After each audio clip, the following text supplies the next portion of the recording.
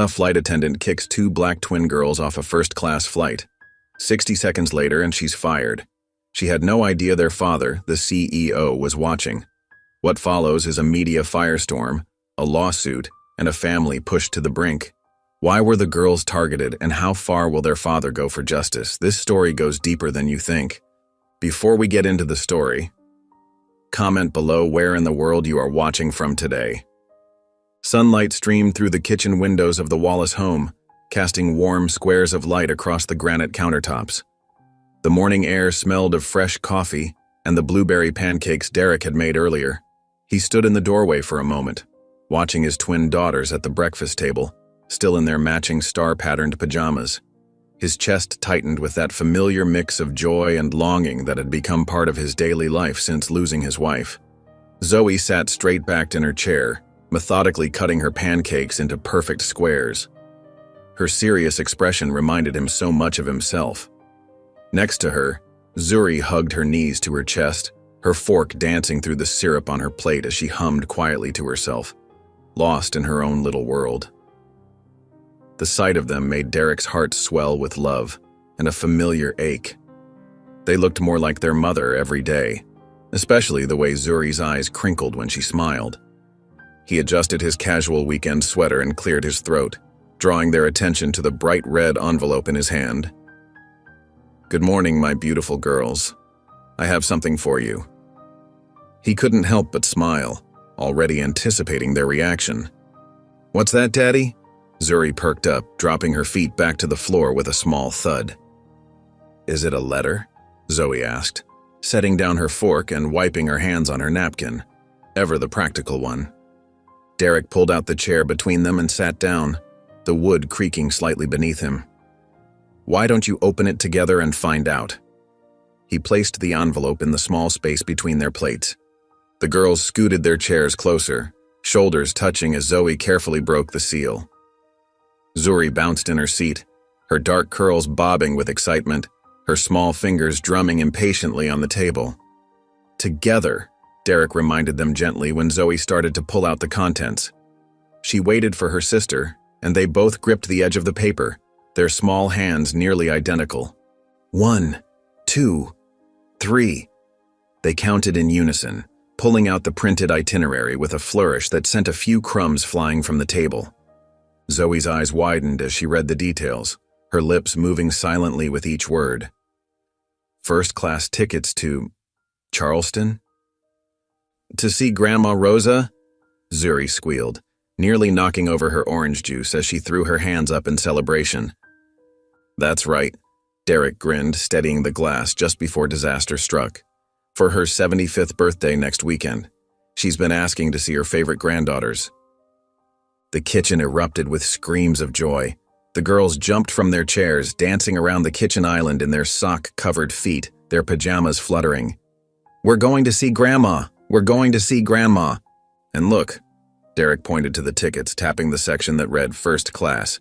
"You'll be flying first class." Zuri stopped mid-twirl, her expression suddenly uncertain. "By ourselves?" Her voice wavered slightly. "Really?" Zoe added, a mix of excitement and nervousness in her voice as she glanced between the tickets and her father's face. Derek pulled them both close, breathing in the scent of syrup and strawberry shampoo. "I have meetings in the morning, but I'll be on a flight right after you. You'll have a special escort from the airline to help you the whole time, and Grandma will be waiting at the airport in Charleston with her famous chocolate chip cookies." "What's first class like, Daddy?" Zuri asked, climbing onto his lap and nestling against his chest like she used to do when she was smaller. "Well," Derek smiled, stroking her hair, "the seats are big and soft, like armchairs. You can watch movies, play games on the screens, and they'll bring you special snacks whenever you want them." "Can we get apple juice?" Zuri's eyes sparkled with childlike wonder. "All the apple juice you want, baby, and maybe even those little cookies you like."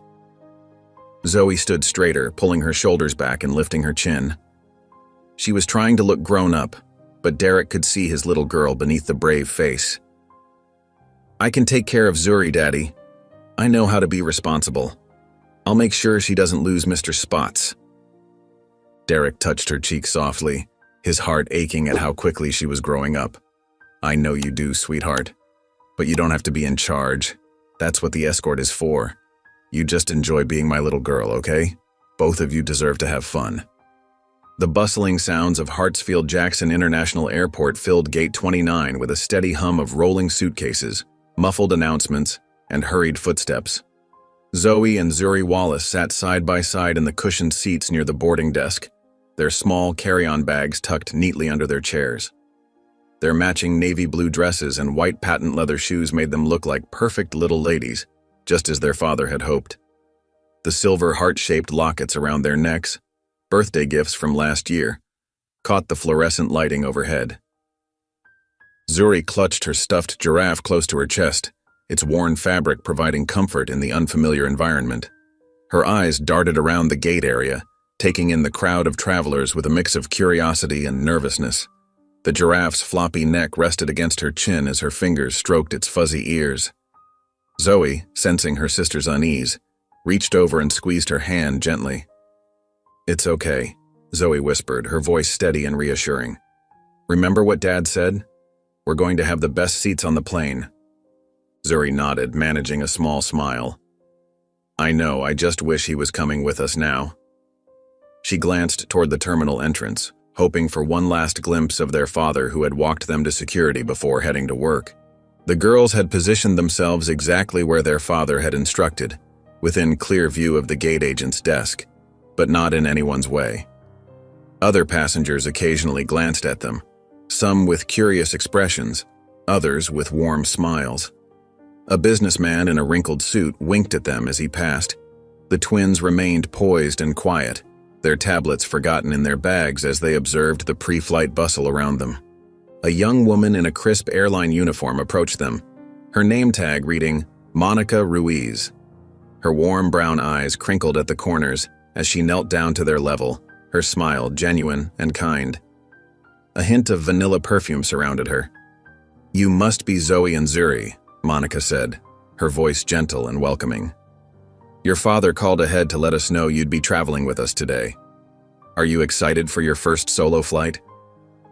"Yes, ma'am," Zoe replied politely while Zuri nodded, hugging her giraffe a little tighter, its long neck bobbing with the movement. Monica's presence had a calming effect on both girls. She radiated the same sort of warmth as their grandmother, making them feel safe and looked after. "Well, ladies, would you like to board early? We can get you settled in before everyone else comes aboard." The twins stood up in perfect synchronization, smoothing their dresses just as they'd practiced at home. They gathered their bags, making sure nothing was left behind, and followed Monica toward the jet bridge entrance. Other first-class passengers had begun to line up, their tickets ready, watching as the two small girls were led to the front of the line. An elderly couple smiled and waved at them. The cool air of the jet bridge wrapped around them as they walked, their patent leather shoes making soft clicking sounds against the floor. Monica chatted with them easily, asking about their grandmother's birthday celebration and complimenting their matching outfits. Zuri's giraffe swung gently from her hand as they walked. At the aircraft door, another airline employee stood waiting. Brenda Tills looked every bit her mid-50s, with carefully styled gray-blonde hair and tired eyes that had seen thousands of flights come and go. Her Navy uniform was pristine, but her expression hardened the moment she spotted the twins approaching. The corners of her mouth twitched downward. "These are our special passengers I radioed about," Monica said cheerfully, placing a gentle hand on each girl's shoulder. "Zoe and Zuri Wallace." Brenda's lips pressed into a thin line as she looked down at the girls. The warmth that had been in her greeting to Monica disappeared entirely, replaced by something cold and dismissive. Her eyes swept over their carefully chosen outfits and well-groomed appearance with obvious suspicion. She tapped her fingers against the doorframe impatiently. Zuri instinctively stepped closer to her sister, picking up on the flight attendant's unfriendly demeanor. Her giraffe dangled limply at her side now. Zoe stood a little straighter, remembering her father's words about being brave and confident. Monica gave the girls one last reassuring smile before turning to head back to the gate. "They're all yours, Brenda. Girls, have a wonderful flight." The twins took a step forward, ready to enter the aircraft, but Brenda's arm shot out, blocking their path. Her voice was sharp and unwelcoming as she looked down at them, her perfume heavy and cloying compared to Monica's gentle scent. "This is first class, girls?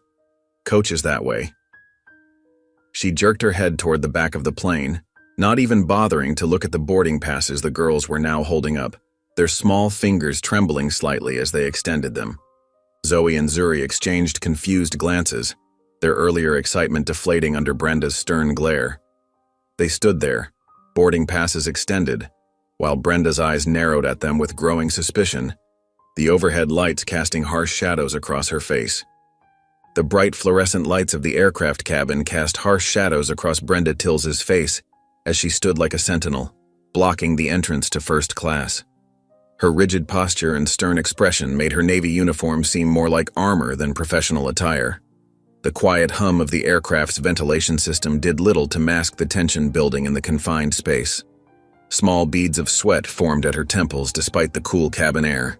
"I don't know what stunt you think you're pulling," Brenda announced loudly, her voice echoing down the aisle. "But these seats are for paying adults." Her words carried a sharp edge that made several nearby passengers look up from their phones and magazines. She shifted her weight, planting her sensible shoes more firmly on the thin carpet. Zoe squeezed her sister's hand tighter, feeling Zuri trembling beside her. The excitement they'd felt just moments ago had evaporated, replaced by a heavy knot in their stomachs. Their matching navy blue dresses and carefully arranged hair bows suddenly felt like costumes they shouldn't be wearing. The butterfly clips their dad had helped fasten that morning now seemed to weigh 1,000 pounds. "We're supposed to be here," Zoe said, her voice smaller than she wanted it to be. "We're flying alone to see our grandmother. It's her 75th birthday." She tried to channel her father's confidence, but her words seemed to bounce off Brenda's stone-faced expression. She took a tiny step forward, her patent leather shoes barely making a sound. More passengers had stopped their pre-flight routines to watch the scene unfold. The air in the cabin grew thick with discomfort as Brenda's attitude became increasingly hostile. Someone coughed nervously a few rows back. "Listen here," Brenda said, crossing her arms. "I've been doing this job for 25 years. I know when something's not right, and this isn't right." Her name tag glinted under the harsh lighting, a small symbol of authority she clutched like a shield. Zoe's hands shook slightly as she held out their boarding passes, the paper crackling in the tense silence. "Please, ma'am. Our tickets are right here." The carefully folded documents, which her father had placed in her care with such trust, suddenly felt flimsy and inadequate. Brenda snatched the boarding passes from Zoe's hand, the paper crinkling under her aggressive grip. Her eyes scanned the documents, and her lips curled into a dismissive smirk. "I swear they'll let anyone on these days," she muttered, just loud enough for those nearby to hear the spite in her voice. Her fingers pinched the paper so hard her knuckles whitened. The cruel words hung in the air like poison. Zuri's lower lip began to quiver, and tears welled up in her dark eyes. She clutched her stuffed giraffe tighter, trying to hide her face behind its worn fabric. The comfort object that had always been her shield now seemed inadequate against the hostility they were facing. Her small shoulders hunched forward as if trying to disappear. Zoe stood perfectly still, her back straight just as their father had taught them. But beneath her composed exterior, her heart raced, and her throat felt tight with unshed tears. She wanted to be brave for Zuri, to handle this like the big sister she often pretended to be, even though they were twins. Her fingernails dug small half-moons into her palms. In seat 2A, a man in a perfectly pressed navy suit slowly raised his phone, its camera lens catching the fluorescent overhead lights. Marcus Hill's steady hands framed the unfolding scene as he began recording, his presence adding another layer of tension to the already charged atmosphere. His jaw tightened as he watched the girl's distress. The cabin had gone completely silent. The usual pre-flight rustling of bags and casual conversations had ceased entirely. Every eye was fixed on the confrontation, but no one moved to intervene. The only sounds were the soft whir of the air conditioning and Zuri's muffled sniffles. Someone's ice clinked in a plastic cup, startlingly loud in the quiet. Brenda's face flushed with anger as she stepped forward, her hand shooting out to grab Zoe's arm. Her fingers dug into the soft fabric of Zoe's sleeve as she began pushing the girl backward toward the jet bridge. "That's enough of this nonsense. You two need to—" A deep voice cut through the cabin like thunder. "Take your hand off my daughter." The words seemed to freeze time itself. Passengers held their breath. Brenda's grip on Zoe's arm loosened slightly as she turned toward the source of the voice, her expression still fixed in righteous indignation, unaware that her world was about to change dramatically. The overhead bin above her head creaked in the silence. Throughout the cabin, phones had emerged from pockets and purses, their cameras trained on the scene. The soft, electronic clicking of video recordings provided a subtle soundtrack to the dramatic moment. Marcus Hill's steady hand continued filming, capturing every second of what was quickly becoming a viral incident in the making. The red recording lights blinked like tiny warning signals. Zuri had stopped crying. Her tear-streaked face turned toward the familiar voice, hope replacing fear in her eyes. Zoe remained perfectly still, Brenda's hand still loosely gripping her arm, as relief washed over her features. The sisters exchanged a quick glance, a lifetime of shared experiences and understanding passing between them in that brief moment. A tiny smile flickered at the corner of Zoe's mouth. The other passengers sat motionless in their seats, their faces reflecting a mix of shock, concern, and anticipation. Some looked uncomfortable, others angry, but all remained silent witnesses to the scene playing out before them. The first-class cabin, with its wide leather seats and premium finishes, had transformed into an impromptu stage for a drama that would soon make headlines across the country. A baby gurgled softly from somewhere in the back, the only innocent sound in the tense atmosphere. Brenda turned slowly, her movement almost mechanical, her hand still maintaining its inappropriate grip on Zoe's arm. The fluorescent lights caught the wings pinned to her uniform, symbols of authority that she had just gravely misused. Her face remained locked in an expression of defensive superiority, even as the atmosphere in the cabin shifted palpably around her. The muscles in her throat worked as she swallowed hard. Brenda whirled around at the sound of the deep voice, her face flushed with indignation. The man approaching her carried himself with quiet authority, his tailored suit and steady gaze a stark contrast to her agitated state. His shoulders were squared, his steps measured and purposeful as he moved down the aisle. "Sir, this doesn't concern you," she said dismissively, waving her hand as if shooing away an annoying fly. "I'm handling a situation with 2 unauthorized passengers." Her voice carried a note of superiority that echoed through the cabin. "It does," he replied, his voice remaining measured but firm. "Because those are my daughters." His words hung in the air like thunder before a storm. A collective gasp rippled through the first-class cabin. Several passengers lowered their phones and tablets, their attention now fully captured by the unfolding scene. A woman in a red blouse whispered to her seatmate, eyes wide with interest. Marcus Hill's phone remained steadily recording, capturing every moment of the confrontation, his finger occasionally adjusting the frame to ensure nothing was missed. Brenda's face drained of color, her mouth opening and closing like a fish out of water. "Sir, I wasn't," she stammered, her earlier confidence evaporating into the recycled cabin air. Tiny beads of sweat formed along her hairline. Derek reached into his jacket pocket and pulled out his identification badge, holding it up where everyone could see the gleaming corporate logo and his title, CEO, Skyrise Airlines. "You just laid hands on the daughters of the man who runs this airline," he stated, each word clear and deliberate, like stones dropping into still water. "You're done here." The silence in the cabin was deafening. You could hear the soft hum of the air conditioning system and nothing else. Brenda's hands began to shake as the full weight of her actions crashed down upon her. She glanced desperately around the cabin, searching for sympathy but finding only shocked and disapproving faces.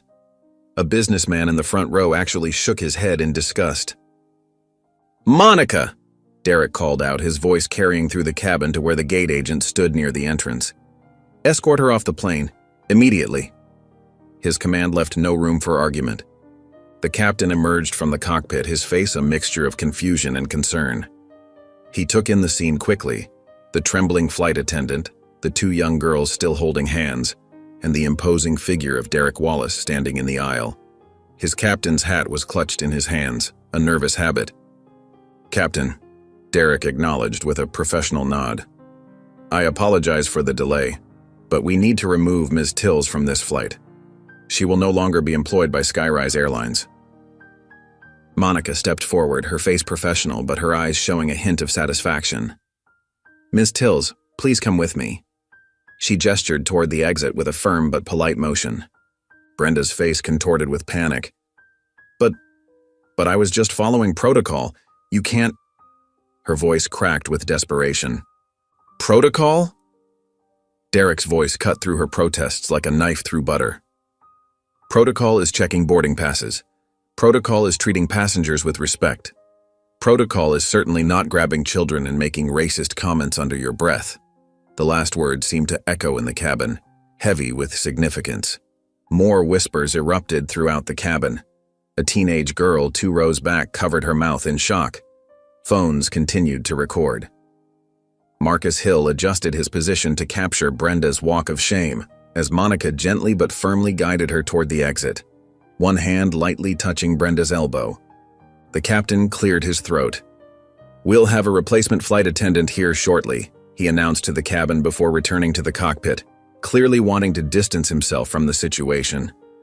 The cockpit door closed with a definitive click. As Brenda disappeared down the jet bridge, Derek turned his full attention to his daughters. Zuri's eyes were brimming with tears, while Zoe maintained her brave facade, though her lower lip trembled slightly. He knelt down beside their seats, his strong hands gentle as they cupped their faces, his thumbs wiping away the beginnings of tears. "You're safe now," he whispered, pressing a kiss to each of their foreheads. The girls leaned into their father's touch, drawing comfort from his presence. Zuri's small shoulders relaxed visibly. An elderly woman in the seat next to the twins leaned over, her silver hair neatly coiffed and her kind eyes twinkling with warmth. "You two all right, sweethearts?" Helen McBride asked, her voice soft and grandmotherly. She had the comforting presence of someone who had seen much in her lifetime. The girls managed small nods, their hands still clasped together tightly. The plane's door made a final thunk as it closed, and Derek gave his daughters one last loving look before stepping back into the jetway, leaving them in the capable hands of Helen and the replacement flight attendant who would soon arrive. The events had taken less than 10 minutes, but the impact would ripple far beyond the confines of that first-class cabin. Passengers continued to whisper among themselves, some shaking their heads in disbelief, others typing furiously on their phones. A woman across the aisle was already posting to social media. Marcus Hill finally lowered his device, knowing he had captured something significant, something that might change lives. Through it all, Zoe and Zuri sat quietly in their plush first-class seats, their matching navy blue dresses somehow unwrinkled despite the chaos, their white patent shoes still gleaming under the cabin lights. They were no longer just 2 excited girls on their first solo flight to visit their grandmother. They had become unwitting participants in a moment that would spark conversations far beyond their understanding, their innocence a stark contrast to the adult world suddenly swirling around them. Helen reached into her large leather handbag and pulled out a package of cookies. "Would you girls like something sweet?" she offered, her weathered hands holding out the treats like a peace offering. "Sometimes a little sugar is just what we need after a trying time." Her smile was warm and genuine, a small lighthouse in the storm that had just passed. The gentle hum of the aircraft engines filled the cabin as they reached cruising altitude. Zoe and Zuri sat quietly in their plush first-class seats, their matching navy dresses slightly rumpled from the tension of earlier events. Zuri's stuffed giraffe was clutched tightly against her chest, her small fingers wrapped around it like it was her only lifeline. Zoe kept her hands folded neatly in her lap, trying to appear composed despite her red-rimmed eyes that betrayed the tears she'd fought so hard to hold back. Helen McBride, seated beside them, reached into her well-worn leather handbag and pulled out a pack of tissues. With gentle movements that seemed to come from years of practice with children, perhaps her own, perhaps others who needed comfort, she offered them to the girls. "Here you go, sweethearts," she said, her voice warm and soothing like honey and tea on a cold winter's day. Zuri accepted a tissue with trembling fingers, dabbing at her eyes while sniffling softly. Zoe hesitated before taking one, still maintaining her guard, her eyes wary but curious about this kind stranger. "You didn't do anything wrong, babies," Helen said softly, her silver hair catching the sunlight streaming through the window, creating a halo-like glow around her gentle face. She pulled out a small container of trail mix and held it out. "Would you like some? I always pack extra snacks when I fly. Never can trust airplane food to satisfy a hungry tummy." Zuri peeked inside the container, eyeing the colorful mix of nuts and dried fruit with the first hint of interest she'd shown since boarding. She glanced at Zoe, seeking silent permission from her more cautious sister, a habit formed from years of twin communication. "Go ahead," Helen encouraged with a warm smile that reached all the way to her eyes. "The cranberries are especially sweet. I dried them myself last fall." Slowly, hesitantly, the girls began picking at the trail mix, first Zuri and then Zoe. Helen's presence seemed to create a protective bubble around them, shielding them from the awkward glances of the flight crew and other passengers who had witnessed the earlier commotion. "So tell me," Helen said, her voice conversational and light, deliberately steering away from the tension of before. "What grade are you in at school?" "Fifth," Zoe answered quietly, studying Helen's face for any sign of insincerity or judgment. "Fifth grade, that's wonderful," Helen replied with genuine enthusiasm. "Do you have a favorite subject? Something that makes you excited to go to school in the morning?" "I like science," Zoe offered, her voice growing slightly stronger, a tiny spark lighting in her eyes, "especially when we do experiments." "And math," Zuri added softly, her first words since takeoff, the stuffed giraffe lowering slightly from her face. "I like when numbers make patterns." Helen's eyes crinkled with genuine interest and admiration. "Smart girls, just like I expected." She adjusted her elegant cardigan and leaned in slightly, as if sharing a special secret. "Are you excited to see your grandmother? I bet she's waiting for you with open arms." At the mention of their grandmother, Zuri's face brightened slightly like sunshine breaking through storm clouds. "She makes the best sweet potato pie in the whole world." "Oh my sweet potato pie," Helen sighed happily, patting her heart. "That's my specialty too. Nothing warms the soul quite like it. Does she put extra cinnamon in hers? That's my secret ingredient." Zuri nodded enthusiastically, then suddenly her lower lip trembled uncontrollably. "Mom used to help her make it." Her voice cracked on the word mom, and fresh tears welled in her eyes. Helen's face softened with understanding and compassion. She placed a gentle hand on Zuri's shoulder, saying nothing but offering silent comfort that spoke volumes. The touch conveyed years of wisdom and empathy. Zoe watched this interaction carefully, her protective instincts visible in her rigid posture and watchful eyes. But something in Helen's genuine warmth seemed to reach her too, melting the ice of her defenses, and her shoulders gradually relaxed inch by inch. The sound of approaching footsteps made them look up. Derek appeared in the aisle, his tie slightly loosened, concern etched deeply on his face as he checked on his daughters. His eyes quickly assessed their emotional state. "Everything okay here?" he asked, his eyes scanning both girls' faces with the practiced scrutiny of a father who'd become both parents. "We're having a lovely chat," Helen said, smiling up at him with reassurance. "You have wonderful daughters, Mr. Wallace. They're absolutely delightful." Derek's face softened, the worry lines easing slightly. "Thank you for looking after them, Ms. McBride." "Helen McBride," she replied, offering her hand. "And it's entirely my pleasure. We've been discussing school and sweet potato pie recipes." "I appreciate your kindness," Derek said sincerely, his voice thick with gratitude. After ensuring the girls were comfortable, giving each a quick squeeze on the shoulder, he headed back toward his seat, glancing back once more. A little while later, as the plane cruised steadily through clear skies bathed in afternoon sunlight, Helen made her way to where Derek sat alone with his thoughts. She settled into the empty seat beside him, her movements deliberate and dignified, carrying the grace of someone who had seen much in her lifetime. "Mr. Wallace," she began, her voice low but clear, cutting through the ambient noise of the aircraft. I was a civil rights lawyer back in the 60s and 70s. I've seen a lot in my time. Derek turned to face her, his expression attentive, recognizing the weight behind her words. What happened today? Helen continued, her eyes holding a depth of history and experience. I saw that kind of thing back then, in courtrooms and bus stations across the South, and I'm still seeing it now, decades later. She smoothed her skirt with practiced hands, the gesture almost meditative. The only difference is now people have phones to record it. The evidence doesn't disappear like it used to. Derek's jaw tightened, muscles flexing beneath his skin. Are you saying... That wasn't rare, Mr. Wallace, Helen said quietly, her voice carrying decades of witnessed injustice. It was just caught. Most times it happens without witnesses or records. Just another day for folks who look like us. The words hung in the air between them, heavy with implication and shared understanding. Derek's hands gripped the armrests, his knuckles whitening slightly as he processed Helen's words, the truth in them impossible to deny. He turned to look out the window, watching the clouds drift past like white islands in an endless blue sea. His reflection in the window showed a man grappling with a reality he'd always known, but had hoped to shield his daughters from for a little longer.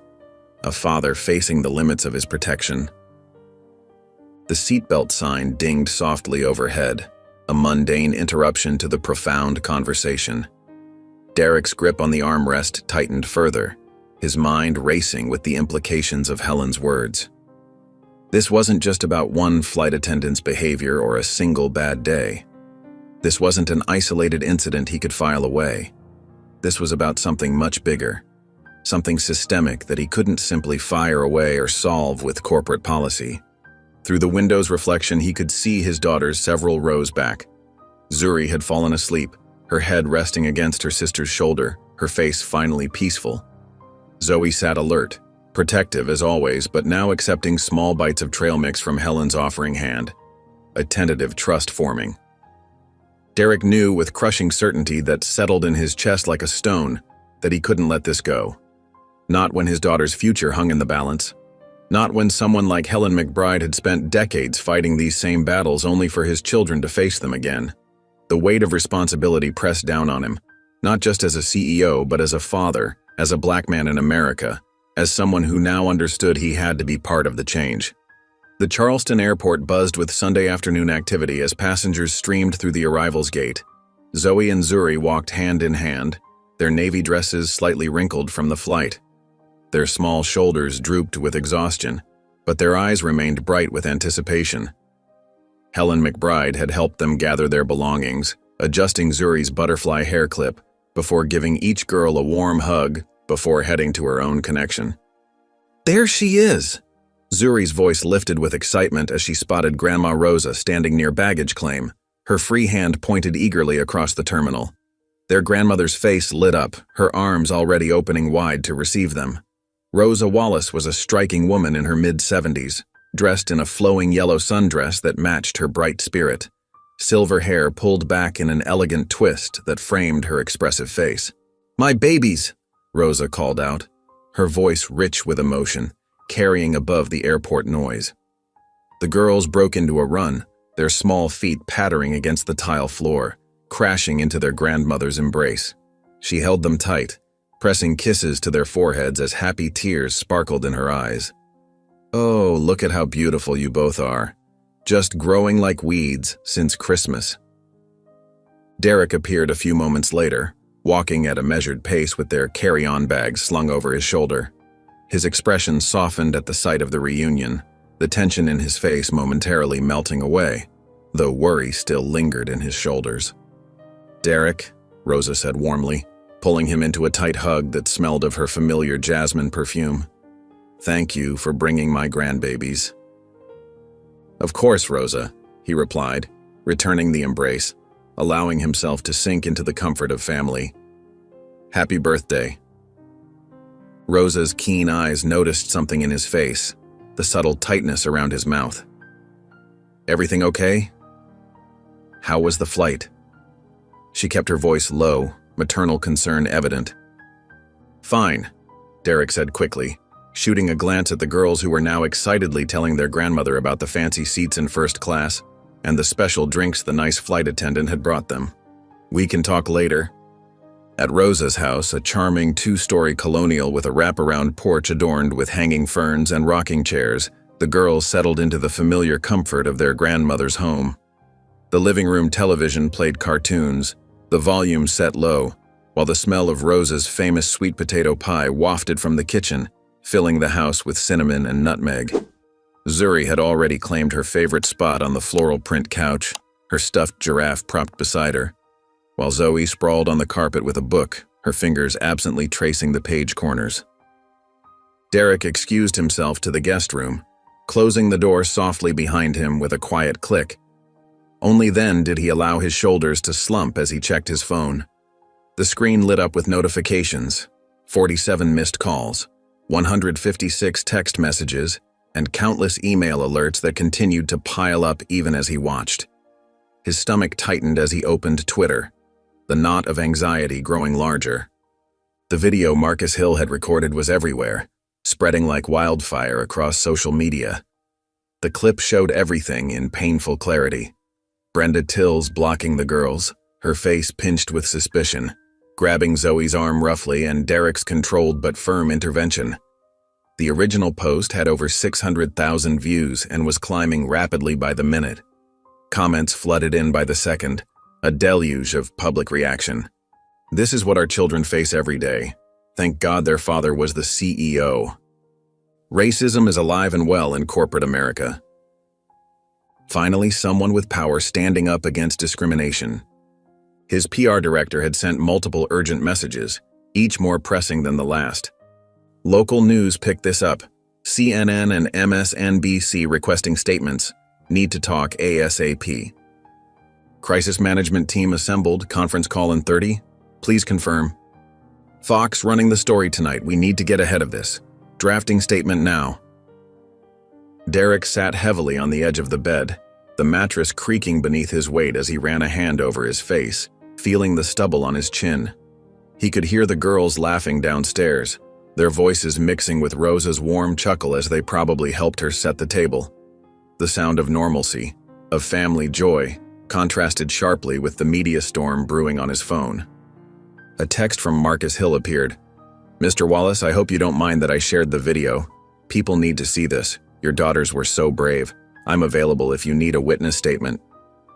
The local Charleston News was already running the story on their website, complete with screenshots from the video. Airline CEO confronts employees' racial profiling of his own children. The comments section was a battlefield of opinions and arguments, with moderators struggling to keep up. By early evening, the major networks had picked up the story, giving it prime placement. Derek's phone buzzed with a news alert. There it was on CNN, the bold text beneath the serious-faced anchors reading, "CEO confronts racist flight attendant mid-flight." His own face stared back at him from the screen, captured in a moment of controlled anger. Downstairs, Rosa called everyone to dinner, her voice carrying up the stairs. The dining room table was set with her best china, a birthday tradition she never skipped, even in difficult times. The girls had changed into comfortable clothes, their earlier distress seemingly forgotten in the warmth of their grandmother's presence and her cozy home.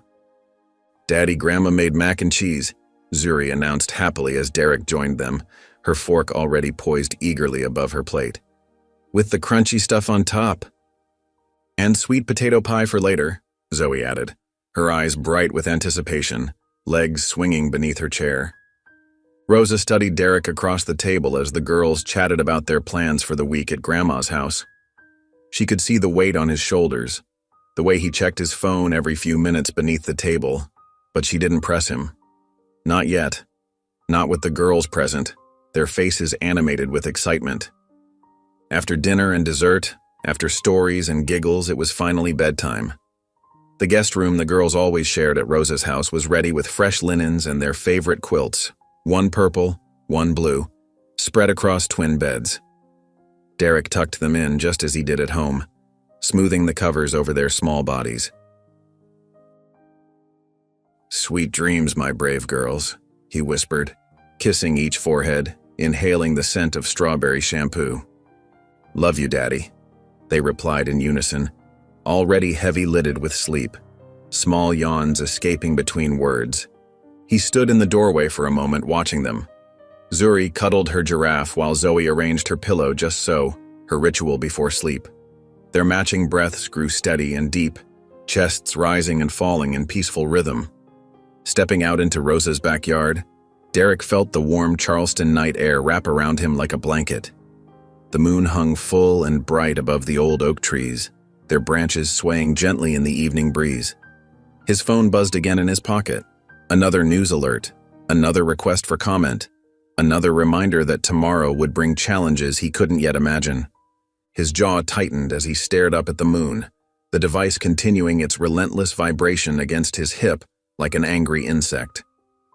Inside, his daughters slept peacefully, unaware of how their Sunday flight was becoming national news, unaware that their simple trip to visit their grandmother had turned into something much bigger than any of them had expected, a moment that might change everything. Monday morning arrived with a heavy gray sky over Atlanta. Derek's town car pulled up to Skyrise Airlines' gleaming headquarters at 7 a.m., but the building was already surrounded by news vans and reporters clutching coffee cups against the early morning chill. Camera flashes erupted like lightning as he stepped out, his face set in determined calm despite the chaos. "Mr. Wallace, can you comment on yesterday's incident? Is it true you fired the attendant on the spot? What message are you sending to your employees?" Security parted the crowd like a wave as Derek strode through, his polished shoes clicking against the pristine marble. Inside, the normally peaceful lobby churned with nervous energy. Employees whispered behind computer screens, their faces a mix of concern and curiosity. His phone buzzed constantly with messages from board members, each vibration a reminder of the storm ahead. Jessica Chen, his head of PR, intercepted him at the elevator, her heels matching his stride. Her usually pristine appearance showed signs of strain, wisps of hair escaping her bun, dark circles under her eyes and a coffee stain on her sleeve. "It's bad," she said, falling into step beside him. "The video hit 2 million views overnight. Every major network wants a statement. Social media is exploding. Half the board is already upstairs, and they're not happy about being blindsided." Derek adjusted his tie, a habit that helped him maintain composure. "They can be unhappy. I stand by what I did." "I know, but Richard Whitman is leading the charge against you. Says it was an emotional overreaction that puts the company at risk. He's been making calls all morning." The elevator doors opened to the executive floor with a soft ding. Through glass walls, Derek could see board members gesturing animatedly in the main conference room, their faces flushed with agitation. Before entering, he paused to check his phone. A text from Rosa about the girls having a rough morning, refusing breakfast. His jaw tightened. Inside the boardroom, conversations stopped abruptly, the silence deafening. Richard Whitman, a ruddy-faced man in his 60s with steel-gray hair, sat at the head of the table where Derek usually presided. The message was clear as crystal. "Nice of you to join us," Whitman said, his voice dripping with sarcasm. "Care to explain why you threw this company into chaos without consulting anyone?" The Tuesday morning sun cast long shadows across Charleston's historic streets as Derek Wallace pushed open the door to Magnolia Coffee House. The bell chimed softly, and the aroma of fresh coffee and pastries wrapped around him like a warm embrace. In a corner booth, Helen McBride sat straight-backed and dignified, her silver hair gleaming in the morning light. She wore a simple navy dress with a pearl necklace, but carried herself with the authority of someone who had seen history unfold and helped shape it. Her hands were folded neatly on the table, weathered but strong, like pages of a well-read book. "Mr. Wallace," she said, rising slightly as he approached, "thank you for meeting me." Her voice was warm but carried a hint of formality from another era. Derek slid into the booth across from her. "Please call me Derek, and thank you for reaching out." He smoothed his tie nervously, unsure what this meeting would bring. A young waitress with a friendly smile brought them coffee, black for Helen, cream and sugar for Derek. Helen wrapped her elegant fingers around the warm mug, studying him with kind but penetrating eyes that seemed to look straight through to his soul. "First," she said, "I want to thank you for what you did on that plane, standing up for those precious girls of yours." She paused, letting the words settle between them like autumn leaves. "But that's not why I asked you here." Derek leaned forward slightly, the leather booth creaking beneath him. "I had a feeling there was more." Helen's eyes grew distant for a moment, looking past him into memories he couldn't see. The coffee shop faded around her. "In 1964, I was 21 years old, fresh out of Howard University, wearing my best dress and my mother's good gloves. I had a first-class ticket from Atlanta to New York, paid for by the law firm that had just hired me." Her voice took on a musical quality, as if reciting poetry etched in her heart. She took a slow sip of coffee, her lipstick leaving a faint impression on the white mug. "I never made it to New York that day. 2 flight attendants and a pilot physically removed me from that plane. They said there must have been a mistake with my ticket, said first class wasn't for people like me." Her voice remained steady, but her fingers tightened around the mug. "They dragged me down that aisle in front of everyone. My mother's gloves tore at the seams. I can still hear the sound of the fabric ripping." Derek felt his chest tighten. The image of Zoe and Zuri's faces flashed in his mind, their confusion, their hurt, their innocence crumpling like paper in rain. "I haven't set foot on a plane since then," Helen continued, "until Sunday. When I saw your girls, something told me I needed to be on that flight. God works in mysterious ways, doesn't he?" "He does," Derek agreed softly, his throat suddenly dry despite the coffee. Helen set down her coffee cup with quiet precision. "What happened to your daughters? It's not an isolated incident. It's not one bad apple. It's a tree with roots so deep most people don't even see them anymore." She leaned forward, her voice taking on an edge of steel beneath the velvet. "You saw it happen to your babies, but it's been happening forever. The only difference now is people have phones to record it." Derek ran a hand across his face, feeling the weight of her words pressing down on him. "What do you think I should do? I fired the flight attendant, but you can't fire racism," Helen finished, her voice gentle but firm. "You can't solve systemic problems with individual solutions. You have to expose it, then dismantle it, brick by brick." The coffee shop hummed with morning conversation around them, but Derek barely noticed. The world had narrowed to this table, this moment, this woman with decades of wisdom in her eyes. "How?" Helen reached into her purse and pulled out a small leather card holder, worn at the edges from years of use. "I spent 40 years as a civil rights attorney. I've seen what works and what doesn't. Change doesn't come from the bottom up.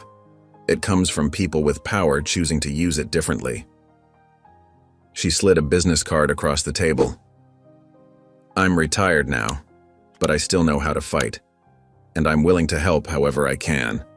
Derek picked up the card, running his thumb across the embossed letters. The paper was thick, substantial. "Why are you doing this?" Helen's face softened, lines crinkling around her eyes like parentheses around a precious thought. "Because 58 years ago, nobody stood up for me. Because your girls remind me of myself. Because some fights are bigger than us." She gathered her purse and stood, smoothing her dress. "And because sometimes God puts us in exactly the right place at exactly the right time." The entire cafe seemed to pause as Helen walked toward the door, her head high, her steps measured and graceful. She moved like someone who had carried dignity through storms, who had learned to turn pain into purpose. The morning light caught her silver hair like a halo. Derek watched her go, then walked to his car in a daze. He sat behind the wheel for a long moment before pulling out his laptop. Opening his email, he started a new draft. The cursor blinked steadily in the subject line as he typed, "To America." His fingers hovered over the keys, Helen's words echoing in his mind. "You can't fire racism. You have to expose it, then dismantle it, brick by brick." The weight of what he was about to do settled on his shoulders, heavy but somehow right. The morning sun had barely crept over Atlanta's skyline when Derek's fingers hovered over the publish button. He'd spent most of the night perfecting every word of his open letter, making sure it struck the right balance between corporate responsibility and personal truth. His coffee had gone cold hours ago, forgotten during countless revisions. With a deep breath, he clicked. Within minutes, the letter appeared on Skyrise Airlines' website. To America, 2 days ago, my 10-year-old daughters boarded one of our planes with valid first-class tickets. They were traveling to see their grandmother for her 75th birthday. Instead of experiencing the joy of their first solo flight, they were humiliated, physically handled, and traumatized by one of our employees who decided, without checking their tickets, that they didn't belong there. As CEO of Skyrise Airlines, I take full responsibility for this incident. It happened under my watch, in my company, to my own children. But this isn't just about my daughters. It's about every passenger who has ever felt unwelcome, judged, or discriminated against while flying. It's about the countless stories I've heard since this incident. Stories that break my heart as a father, as a CEO, and as a human being. We're implementing immediate changes in our training protocols. We're establishing a new passenger advocacy board, and we're launching a full review of our policies to ensure this never happens again. But I'm not just writing this as a CEO. I'm writing this as a father who had to watch his daughters cry themselves to sleep. As a Black man who knows this isn't an isolated incident. As someone who believes we can and must do better. To my daughters, I'm sorry you experienced this. You did nothing wrong. You belong everywhere you have a ticket to be. To our passengers, you deserve better. All of you. To America, it's time for an honest conversation about how we treat each other in every space, including our skies. Sincerely, Derek Wallace, CEO, Skyrise Airlines. The response was immediate and overwhelming. By mid-morning, the hashtag Skyrise story was trending on Twitter. News alerts pinged on phones across the country. Comment sections filled with passionate debate. His inbox flooded with messages from journalists, activists, and industry leaders. Finally, a CEO with a backbone read one tweet with thousands of likes. Woke propaganda from another virtue-signaling corporation, countered another. Derek's phone buzzed constantly with messages from board members, fellow executives, and media requests. His assistant had already fielded dozens of calls, each more urgent than the last. But the call that made his stomach turn came from his PR director at noon. Brenda Tills just held a press conference with her attorney, she said, her voice tense with worry. They're going on every major network tonight. Derek switched on the TV just in time to see Brenda, tears streaming down her face, standing next to a sleek attorney in an expensive suit. Her hands trembled as she clutched a tissue, and her voice quavered with practiced emotion. The Chiron read, "Flight attendant speaks out, claims setup and discrimination." "My client," the attorney announced, his polished tone carrying a hint of satisfaction, "has served this airline faithfully for 27 years. She was ambushed and publicly humiliated by a CEO who used his own children as pawns in a publicity stunt. We're filing a wrongful termination suit and seeking damages for emotional distress." Brenda dabbed her eyes with a tissue. "I loved my job," she whimpered. "I would never hurt children. I was just following protocol." Derek's hands clenched into fists. The lies twisted his gut, but he forced himself to keep watching, each word adding to the knot of anger in his chest. The attorney continued, smoothing his silk tie. "We have evidence that Mr. Wallace orchestrated this entire incident to push a political agenda. My client is the real victim here." Derek grabbed his phone and dialed Rosa's number. She picked up on the second ring. "Rosa, please keep the girls away from TV and social media today," he said, his voice tight with concern. "Things are getting ugly." "Already handled, baby," Rosa replied, the warmth in her voice a balm to his nerves. "We're baking cookies and playing board games." "But Derek..." She paused, and he could hear the worry in her silence. Zuri's still having nightmares. The weight of everything pressed down on his shoulders. His daughters were hurting, and now they were being called props in their own trauma. The media circus was exactly what he'd hoped to avoid, yet here it was, spinning wildly out of control. Throughout the afternoon, the story spiraled. Political pundits debated whether his letter was appropriate corporate communication. Social media erupted with hashtags both supporting and condemning Skyrise. Videos of other airline incidents surfaced, opening floodgates of similar stories. Each new development pulled the conversation further from what mattered most: his daughter's pain. By evening, Derek sat alone in his living room, watching Brenda's tearful interview replay on the news. The shadows lengthened across his floor as the anchor's voice filled the space. Coming up, did the CEO of Skyrise Airlines go too far? Some say his public letter crossed a line. Others call him a hero. We'll discuss after the break. Derek reached for the remote and hit mute. The silence felt heavy as he closed his eyes, the weight of the day settling around him like a thick blanket. On screen, Brenda's tears continued to fall, but now they fell in silence, each drop a mockery of real pain. His phone buzzed with a text from Rosa. "The girls are asking when you're coming back." Before he could respond, another news alert flashed across his screen. Flight attendants' past complaints surface. Sources say multiple incidents reported. The quiet of his living room was broken only by the soft hum of his phone, still buzzing with endless notifications. On his muted TV, pundits argued silently about his character, his motives, his letter. Brenda's crying face appeared again, a loop of victimhood playing out for ratings. The city lights outside his window grew brighter as dusk settled over Atlanta. He reached for the remote and turned off the TV, plunging the room into darkness except for the glow of his phone screen, still lit with Rosa's message about his daughters. The truth of what mattered most stared back at him from those simple words. The morning air felt heavy as Derek's car pulled up to Skyrise headquarters. Through the tinted windows, he could see two distinct groups of protesters facing off across the entrance plaza. One side held signs reading, "Stand with Wallace" and "Black Lives Matter." The other waved angry messages, "Stop the woke CEO" and "Bring back Brenda." The tension was visible even from inside his vehicle, faces contorted with emotion on both sides. Security guards in dark suits flanked the building's rear entrance. Tom Martinez, head of security, opened Derek's car door with a grim nod. "Morning, sir. We've cleared a path through the loading dock." His expression was professionally neutral, but concern flickered in his eyes. Derek straightened his tie and gripped his briefcase. The weight of it felt different today, loaded with documents, statistics about discrimination complaints, and the draft of yet another statement his PR team wanted him to release. The leather seemed to strain against the burden of evidence inside.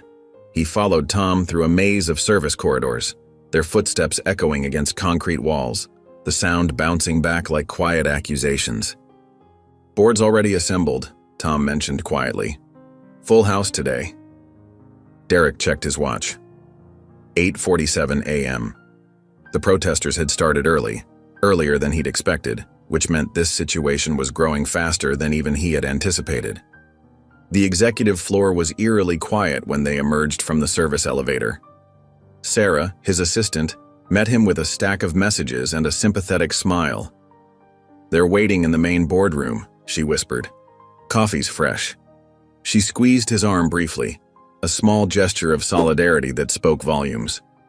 Derek paused outside the heavy oak doors, taking a moment to center himself. Through the frosted glass, he could see the silhouettes of 12 people seated around the massive table. 12 people who would either support his stance or try to bury it. 12 judges ready to weigh in on a decision that had already cost him sleep for days. He pushed open the doors. The conversation inside died immediately. Greg Taylor, seated near the head of the table, didn't even try to hide his scowl. Linda Cho kept her eyes on her legal pad, making careful notes. The tension in the room was thick enough to cut with a knife. Several board members shifted uncomfortably in their seats. "Good morning," Derek said, his voice steady and professional. He took his seat at the head of the table, arranging his materials with deliberate calm, each movement measured and controlled. Greg Taylor cleared his throat. "I think we all know why we're here."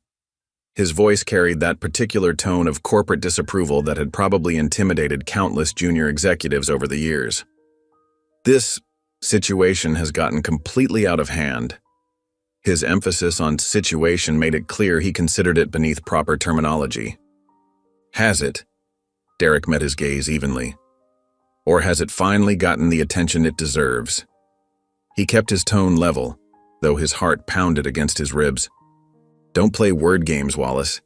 Greg's face reddened. "You turned a minor customer service incident into a national spectacle. Our stock dropped 3 points yesterday. 3 points." He jabbed his finger at a chart in front of him, the red downward line accusing Derek silently. Linda Cho looked up from her notes. "The legal department has concerns about exposure," she said quietly. "Not just from Ms. Till's lawsuit. Other employees might claim hostile work environment if we appear to be making examples without due process." Her words were carefully chosen, her tone clinical. "Due process?" Derek kept his voice level, but his hands clenched under the table. "She grabbed my daughter, on camera, in front of witnesses." The memory flashed through his mind, Zuri's frightened eyes, her small body tensing. "Nobody's disputing that her behavior was inappropriate," Linda continued, her tone measured.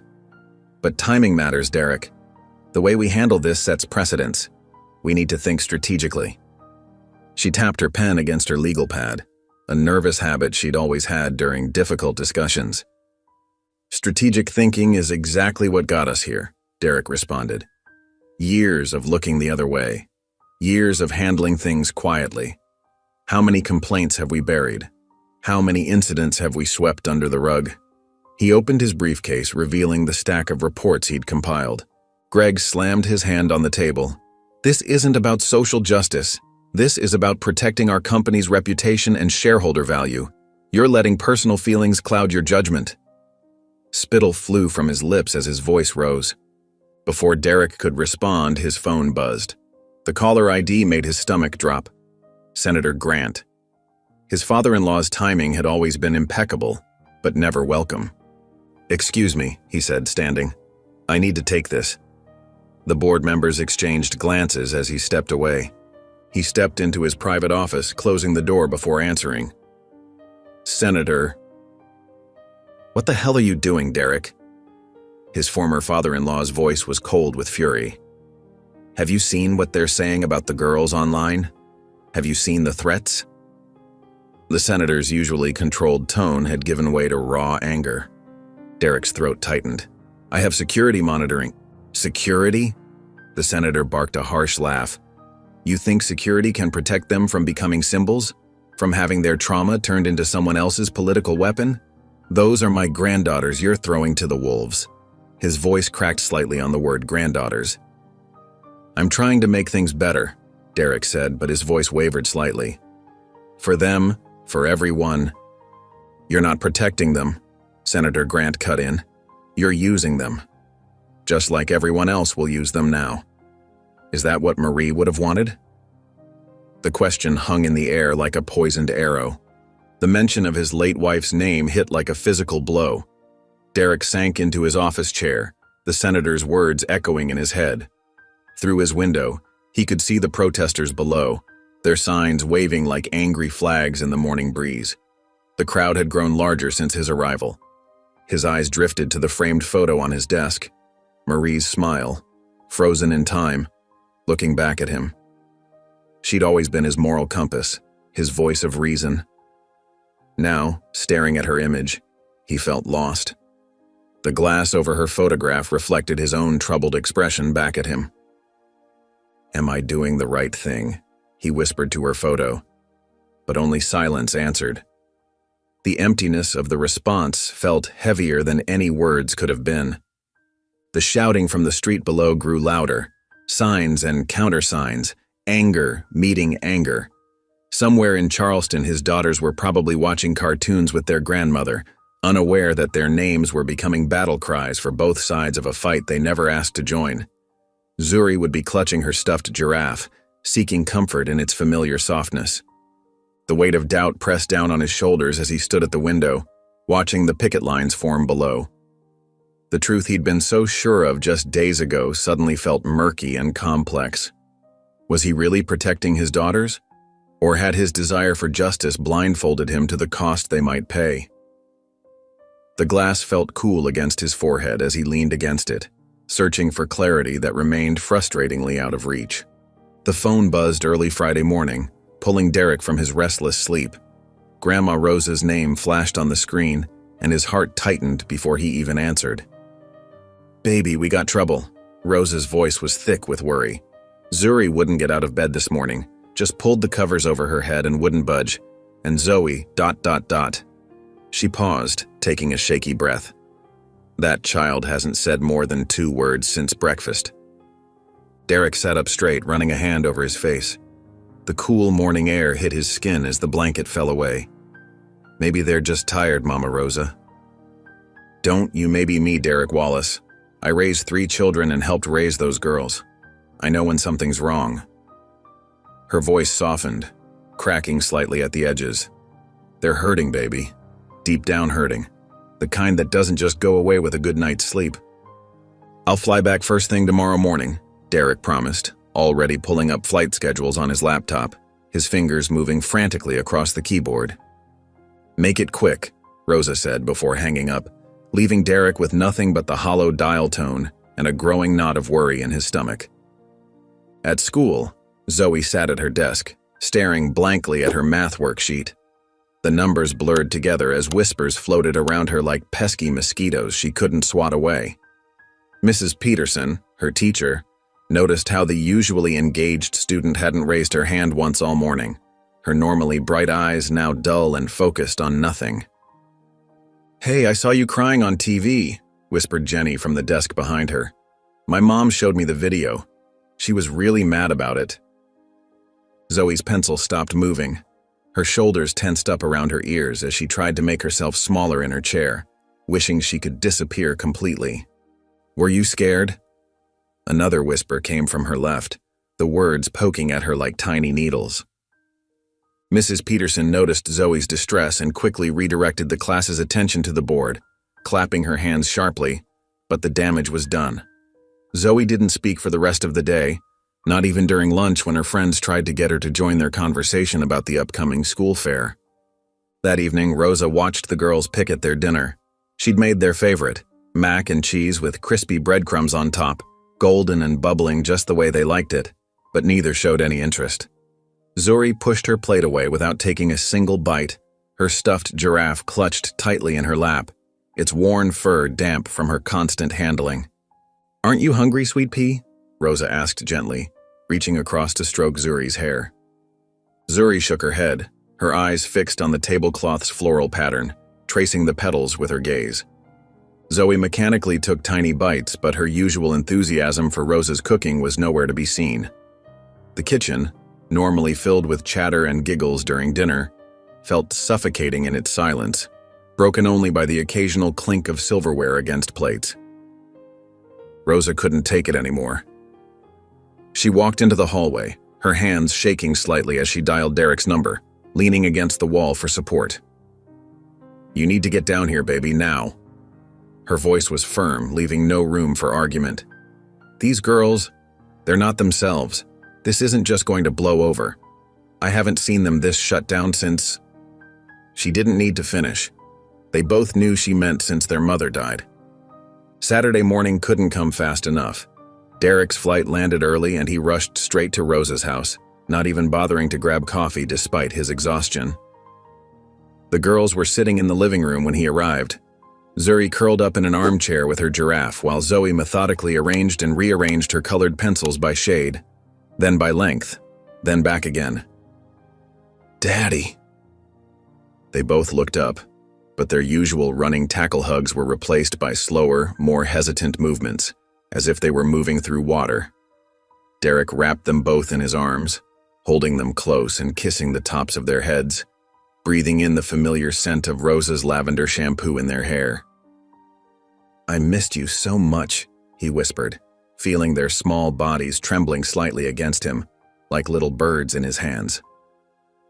After a quiet conversation with Rosa in the kitchen where she filled him in on the details of their behavior, Derek took the girls to a small cafe downtown, a cozy place with booth seating tucked away in corners, where the soft jazz music created a bubble of privacy. They ordered hot chocolate with extra whipped cream, but neither girl seemed excited about the treat that usually made their eyes light up. "How about we color while we wait?" Derek pulled out some fresh coloring books and pencils from his bag. The girls nodded and began drawing, but their usual creative energy was missing. They moved their pencils mechanically, staying strictly within the lines, no wild splashes of color or imaginative additions. Finally, Zoe looked up, her brown eyes filled with uncertainty and something that broke Derek's heart. Shame. Did we do something wrong? Her voice was so quiet, Derek had to lean in to hear her over the gentle clinking of cups and soft murmur of conversations. The question hit him like a physical blow. His daughters, his beautiful, innocent daughters, thought they were somehow at fault. The realization made him feel sick to his stomach, a cold wave of anger and sadness washing over him. No, baby, no, no, no. He reached across the table and took both their hands in his larger ones completely enveloping their small fingers. You did absolutely nothing wrong. That woman, she was the one who did something wrong. Very wrong. Zuri's lip trembled, her eyes filling with tears that clung to her lashes. But everyone's talking about us. Jenny's mom won't let her come over anymore. She told Jenny's dad really loud when she picked her up.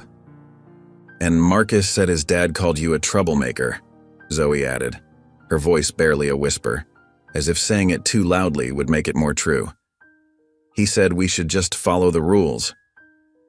Derek watched as his daughters colored silently in their booth, their movements careful and contained, so different from their usual exuberant selves. The spark that usually lit up their faces was gone, replaced by a wariness that no child should have to carry, a heaviness that seemed to weigh down their small shoulders. He pulled out his phone and scrolled through his contacts until he found Maria Chen from HR.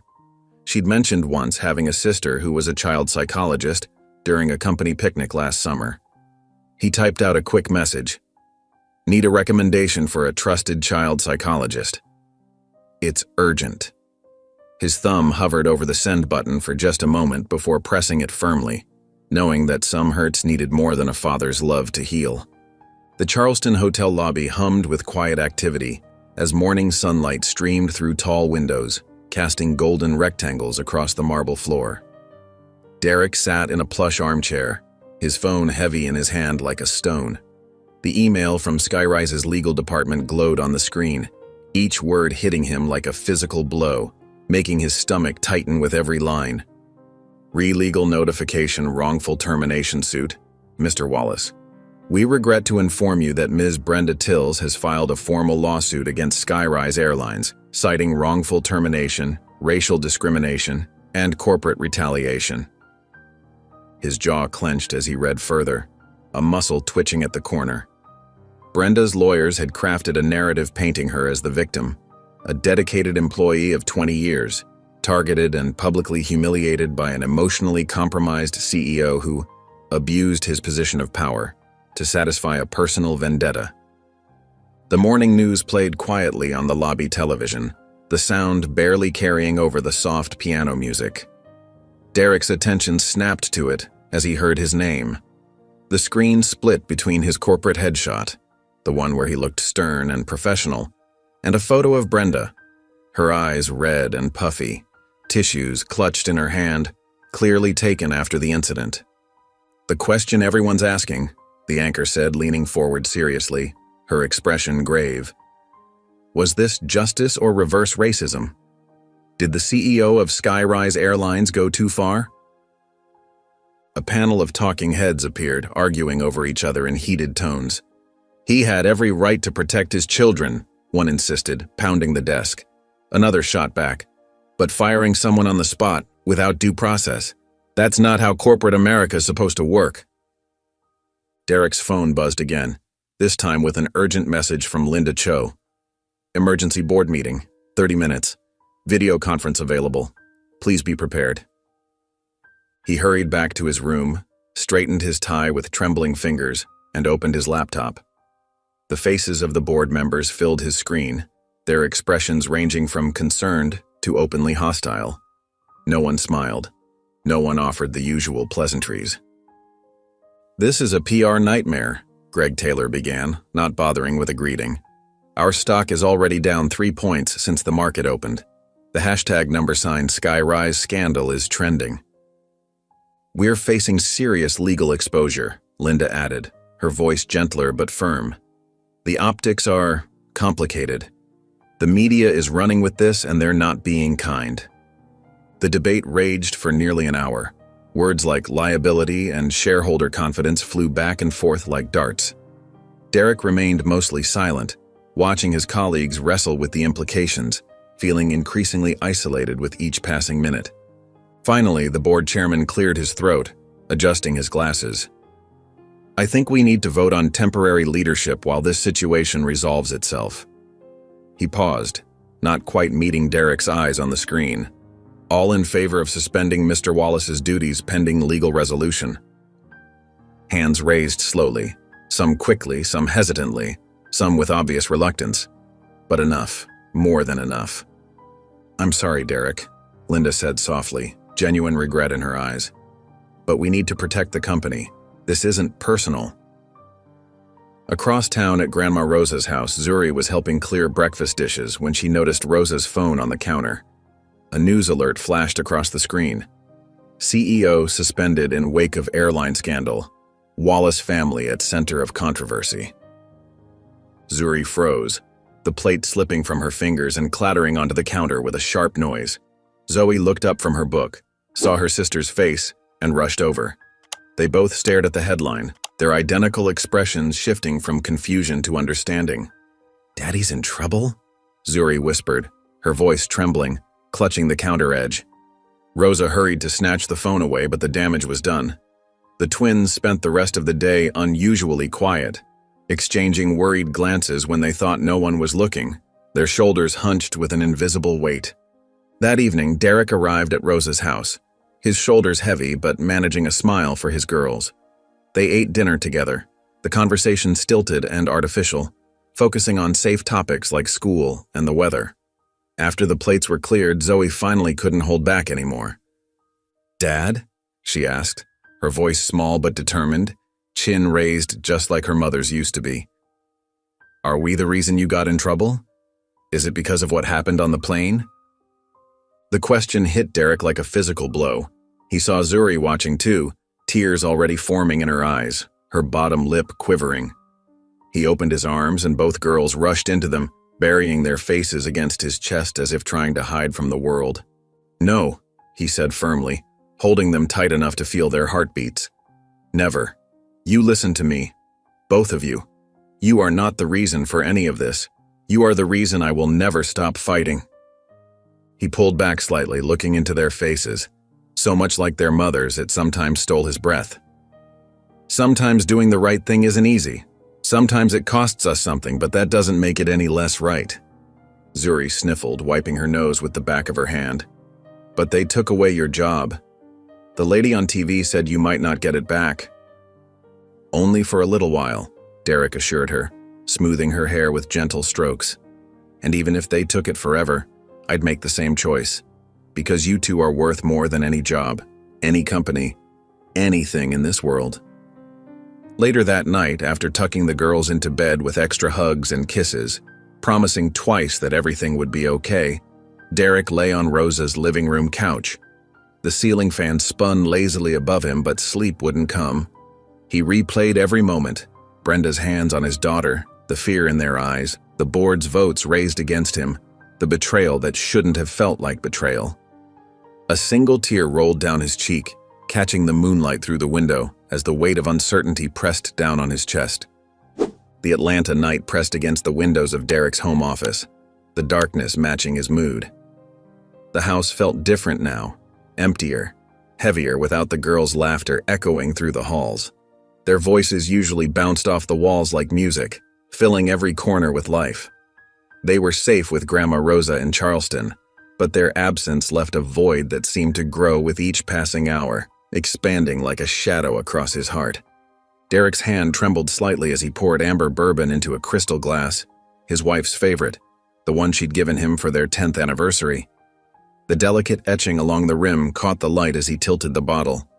The liquid caught the soft lamplight as he settled into his leather chair, his eyes fixed on the family photo perched on his desk, the frame slightly worn from years of handling. The picture had been taken at Disney World just 6 months before Sarah's diagnosis. They all wore matching Mickey ears, their smiles genuine and unburdened by what was to come. Sarah's arms wrapped protectively around the twins, then only 7, her eyes bright with a joy he missed every day. Zuri's cheeks were flushed with excitement, and Zoe stood tall, proud like her mother. Derek stood behind them, proud and tall. He traced his finger along the frame's edge, remembering how the Florida sun had felt that day, how Zuri had squealed on Space Mountain, how Zoe had memorized every fact about Tomorrowland, rattling them off to anyone who would listen. "I miss you, Sarah," he whispered to the empty room, his voice barely disturbing the silence. "I could really use your wisdom right now. You always knew what to say to the girls."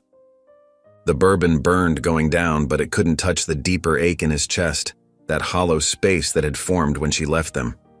With a heavy sigh, he reached for his laptop and opened a folder of old home videos. His finger hovered over the touchpad before clicking on one labeled Kitchen Dance Party 2019. He hesitated, knowing the pain that would come with the joy. The screen flickered to life with Sarah's laugh, that full-bodied, infectious sound that used to fill their home. She was in her favorite yellow sundress, the one with tiny daisies along the hem, spinning around their kitchen with the twins. Some pop song played in the background, but it was their joy that carried the moment. Zoe, always the little daredevil, had her arms spread wide like airplane wings, zooming between the island and the refrigerator, narrowly missing collisions. Zuri, in a pink tutu over her pajamas, twirled in perfect circles, her face a picture of pure delight, her eyes closed in concentration. "Come on, Daddy," Sarah called from behind the camera, her voice teasing and warm. "Show us your moves. Don't be shy." The video captured his mock-serious face as he entered the frame, then broke into an exaggerated robot dance that sent the girls into fits of giggles. Sarah's camera shook with her laughter, capturing blurry moments of pure happiness. Derek's vision blurred with tears, the screen becoming a watery kaleidoscope. He clicked to another video, the twins' 8th birthday party. Sarah was already sick then, but she'd insisted on making their favorite chocolate cake from scratch, refusing help even when her energy flagged. Her hands were steady as she helped them blow out the candles, even though he knew she'd been in pain that day. She never let it show, not in front of the girls. The memories washed over him like waves, each one carrying equal measures of joy and heartache. After Sarah died, he'd promised himself he would protect their daughters from any more pain. He'd sworn it on her memory. Now here he was, suspended from his own company, their faces splashed across national news, their innocence shattered by an ugly truth he'd hoped they wouldn't have to face so young. He had failed them. He closed the laptop, unable to watch anymore. The office fell into silence, broken only by the soft ticking of the wall clock and the occasional car passing outside, headlights briefly illuminating the ceiling. He lifted the bourbon again, but stopped halfway to his lips, setting it down untouched. Drinking wouldn't change anything. It wouldn't bring Sarah back. It wouldn't erase what happened on that plane. It wouldn't heal his daughter's wounds or make tomorrow any easier. The sound of soft footsteps in the hallway pulled him from his thoughts. He quickly wiped his eyes with the back of his hand and turned toward the door, trying to compose himself. Zoe stood in the doorway, her small frame silhouetted by the hallway light. She wore her favorite space-themed pajamas, the ones with glowing stars that Sarah had bought her last Christmas. The glow in the dark planets seemed dim tonight. Tears streaked her cheeks, catching the dim light like tiny rivers. "Baby, what are you doing up?" Derek asked softly, opening his arms, his heart breaking all over again. Zoe padded across the room and climbed into his lap, just as she used to do when she was smaller. Her body felt so fragile against him. She buried her face in his chest, her shoulders shaking with quiet sobs that seemed too big for her small body. "Did we ruin everything?" she whispered, her voice muffled against his shirt, the words barely audible but cutting straight to his core. The question hit him like a physical blow. His daughter, his brave, brilliant little girl, thought she was responsible for this mess. The dam he'd been holding back finally broke. Tears spilled down his cheeks as he held her close, rocking gently in the chair, the way Sarah used to rock them both. "No, baby, no," he choked out, pressing a kiss to the top of her head, breathing in the scent of her strawberry shampoo. "You didn't ruin anything. You and your sister. You reminded me what matters. What really matters." Zoe lifted her head, her brown eyes searching his face, wise beyond their years. "But they took away your job, and people are saying mean things about you on TV. I heard them." "Listen to me," Derek said, gently wiping her tears with his thumb, his voice finding strength. "Sometimes doing the right thing isn't easy. Sometimes it costs us something. But that doesn't make it any less right. Your mom taught me that." He took a shaky breath, thinking of Sarah, thinking of Helen McBride's words about dismantling racism brick by brick. Each small action matters. "You and Zuri deserve to live in a world where you're treated with respect and dignity, where you can fly anywhere, sit anywhere, be anywhere without someone questioning whether you belong. If fighting for that cost me my job," his voice cracked, "then it's worth it. You're worth it. You're worth everything." Zoe wrapped her arms around his neck, holding on tight, her small fingers gripping his shirt. They sat like that for a long while, father and daughter, sharing their tears and their strength. Finally, Derek felt her breathing even out, her body growing heavier against his. "Come on, sweetheart," he whispered. "Let's get you back to bed. Tomorrow's a new day." He carried her upstairs, her head heavy on his shoulder, her breath warm against his neck. Zuri was still fast asleep in their shared room, clutching her stuffed giraffe, her face peaceful in the soft glow of their nightlight. Derek tucked Zoe in beside her sister and kissed both their foreheads, lingering a moment to watch them sleep. Back in his own room, he sat at his desk and opened his laptop. The screen illuminated his tear-stained face as he clicked on the folder labeled Strategy. It was time to fight back, not just for his job, but for his daughter's future. Helen McBride's apartment was a testament to a life dedicated to justice. Afternoon sunlight filtered through gauzy curtains, casting warm patterns across stacks of manila folders and newspaper clippings spread across her dining room table. Her elegant fingers, weathered by time but still precise, moved methodically through decades-old case files and fresh printouts of the Skyrise incident. The scent of strong coffee lingered in the air, her third cup of the day growing cold beside her notepad. The walls of her modest Charleston home told their own story, framed newspaper headlines from landmark civil rights cases, black and white photographs of marches and demonstrations, and a cherished image of a much younger Helen standing proudly before the Supreme Court steps. A faded protest sign leaned in one corner, its message still bold despite the years. Her cane rested against the table's edge, a constant companion these days, though she refused to let it slow her down. "History doesn't repeat itself," she muttered, jotting notes in her precise handwriting. "It just keeps going until someone stops it." Her notepad was filling up with bullet points for an op-ed she planned to submit to major newspapers. She had outlined clear steps for airline reform, mandatory bias training, anonymous passenger reporting systems, clear consequences for discriminatory behavior. Each point was underlined twice, her determination evident in every stroke of her pen. The afternoon light had begun to fade when Helen pushed back from the table, her joints protesting the hours of stillness. She needed her other files, the ones from '64, when she'd been dragged off that flight. Those records were important. They'd show how little had changed. The yellowed newspaper clippings and court documents were stored in her bedroom bookcase, preserved like precious artifacts. As she rose, something felt wrong. The room tilted sideways like a ship in rough seas, her vision blurred, turning the familiar space into a watercolor of indistinct shapes. Her hand reached for the cane, but it slipped away, clattering against the hardwood floor with a sound that seemed distant to her ears. "No," she whispered, recognizing the symptoms but unable to fight them. "Not now." Her voice sounded strange, almost foreign to her own ears. Helen's legs gave way. She grabbed for the kitchen island but only managed to scatter the stack of papers she'd carefully organized. The transcripts fluttered around her like falling leaves as she crumpled to the floor. A framed photo crashed down beside her, the glass cracking across the image of her younger self. The world went dark. Hours later, the antiseptic smell of hospital corridors filled Derek's nose as he sat beside Rosa in the waiting room. His suit was rumpled from rushing over after the neighbor's call. Rosa's hands were clasped in prayer, her lips moving silently, her rosary beads wound tightly between her fingers. The fluorescent lights overhead cast harsh shadows across their worried faces.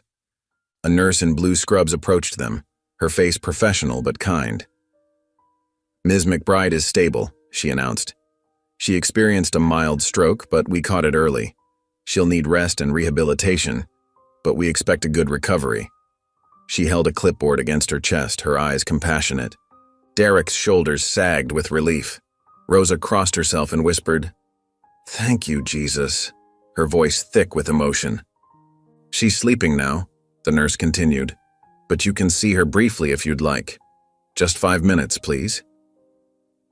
They followed her down the sterile hallway to Helen's room. The sight of the powerful woman looking small in the hospital bed made Derek's chest tighten. Various monitors beeped steadily, and an IV dripped clear fluid into her arm. Her silver hair was spread across the pillow, making her seem vulnerable in a way he'd never seen before. "She was working too hard," Rosa said softly, adjusting Helen's blanket with maternal care. "Fighting the same battles she's been fighting for 50 years. That woman never learned to rest." She smoothed a wrinkle from the thin hospital blanket, her touch gentle. That evening, back at Rosa's house, Derek gathered the twins in the living room. They sat cross-legged on the floor, their faces serious as he explained what happened to Helen. The soft lamplight caught the worry in their identical brown eyes. "Is she going to be okay?" Zuri asked, her voice small, clutching her stuffed giraffe to her chest. "Yes, sweetheart, she just needs lots of rest and time to get strong again." Derek kept his voice steady, despite the knot in his throat. The girls were quiet for a moment, then moved to the coffee table where their art supplies were spread out. Zuri reached for her colored pencils and began to draw with intense concentration. Her small tongue poked out of the corner of her mouth as she worked, just like her mother used to do when focusing. The scratch of pencil against paper filled the silence. Zoe grabbed her writing pad and started carefully printing words, erasing and rewriting until they were perfect. Her brow furrowed in concentration, determined to find just the right words. Derek watched them work, his heart swelling with pride and sadness. After everything they'd been through, their first instinct was still to create something beautiful for someone else. They were so much like their mother in that way, finding light even in darkness. Zuri's drawing took shape. Helen stood tall and proud, her silver hair gleaming, a flowing cape behind her decorated with stars and hearts. She wasn't using her cane in the picture. Instead, she was soaring, arms outstretched like a guardian angel with a bright sun shining behind her. Zoe's note was simple but profound. "You made us feel safe when no one else did." She had decorated the borders with small flowers and butterflies, each one drawn with careful attention to detail. Later that night, Derek slipped into Helen's hospital room. The monitors cast a soft blue glow across her peaceful face. He carefully placed Zuri's drawing and Zoe's note on the bedside table, arranging them so they'd be the first thing she'd see when she woke up. The paper crinkled softly under his fingers. He sank into the chair beside her bed, watching the steady rise and fall of her chest. The woman who had fought for justice her entire life, who had comforted his daughters when they faced the same prejudice she had endured decades ago, who had given him the courage to stand up and fight for change. Her strength seemed to fill the room even as she slept. "Rest, Helen," he whispered in the quiet room. "We've got this from here." His promise hung in the air, as solemn as a vow. Soft morning light filtered through the hospital room's window, casting gentle shadows across Helen McBride's peaceful face as she rested. The steady beep of monitors provided a quiet rhythm to the stillness. Derek sat in the visitor's chair, his tie loosened, reviewing emails on his phone while keeping watch over the woman who'd become such an unexpected ally in his family's time of need. "So you're the man who shook the airline industry?" The confident voice cut through the quiet. Derek looked up to find a striking woman in her early 30s standing in the doorway. Her charcoal suit was perfectly tailored, and her natural hair was styled in neat twists. She carried herself with the same quiet authority he recognized in Helen, a presence that didn't demand attention, but naturally commanded it. "Jordan McBride," she said, stepping into the room and extending her hand. "Helen's granddaughter. Though I'm sure she hasn't mentioned me, she never likes to appear as if she's bragging, even when she has every right to." Derek stood to shake her hand, noting her firm grip. She actually has mentioned you. Said you're making quite a name for yourself in civil rights law. Jordan's eyes softened as she looked at her grandmother. She taught me everything I know about fighting the good fight. She placed her leather briefcase on the small side table. And from what I've seen, you could use someone in your corner who knows how to throw a punch. The right punch, at the right time. Helen stirred slightly in her sleep, and both Jordan and Derek instinctively lowered their voices, their shared concern for the elderly woman creating an immediate bond between them. Let's grab some coffee, Jordan suggested. We have a lot to discuss. The hospital's cafe was quiet, tucked away in a corner of the first floor. Sunlight streamed through large windows, warming the small round table where they sat. Jordan stirred her coffee methodically, her movements precise and purposeful, like everything else about her. I've been following everything, she said, her dark eyes meeting Derek's. The incident, your letter, the media circus. But I stayed back, watching. Until this. She gestured upward, indicating Helen's room several floors above. When I got the call about Grand, something clicked. This isn't just another case anymore. It's personal now. Derek nodded slowly. Your grandmother, she's been incredible. The way she helped my girls that day. I don't know what would have happened if she hadn't stepped in. That's who she is, Jordan interrupted softly. Always has been, even when it cost her. She leaned forward slightly. I need access to your HR records, all of them, particularly anything involving Brenda Tills. Derek raised an eyebrow. That's quite a request. It's quite a situation. Jordan's voice remained steady. And I'm quite good at what I do. Better than good, actually. Derek studied her for a moment, seeing echoes of Helen's quiet strength. He pulled out his phone and dialed a number. Marcus, I need you to send over all HR files related to Brenda Tills. Yes, everything. Send them to... He looked at Jordan. Jordan McBride at McBride & Associates, she supplied, sliding her business card across the table, the embossed lettering catching the light. Within hours, Jordan sat cross-legged on her hotel room bed, surrounded by printed reports. Her yellow highlighter moved with surgical precision across the pages. The setting sun cast long shadows across the carpet, but she barely noticed, too absorbed in the documents before her, piecing together a troubling pattern. Her highlighter stopped suddenly on a line. She read it twice, then reached for her legal pad, jotting notes in her neat, decisive handwriting. Another complaint surfaced, then another. 3 separate incidents, all involving young black passengers, all filed by different employees. None had made it past initial review. The pattern was undeniable. Complaint filed by Gate Agent Thompson regarding Ms. Tills's aggressive questioning of 2 black teenagers in first class. Resolved without action, Jordan read aloud, her voice tight with controlled anger. She picked up another report.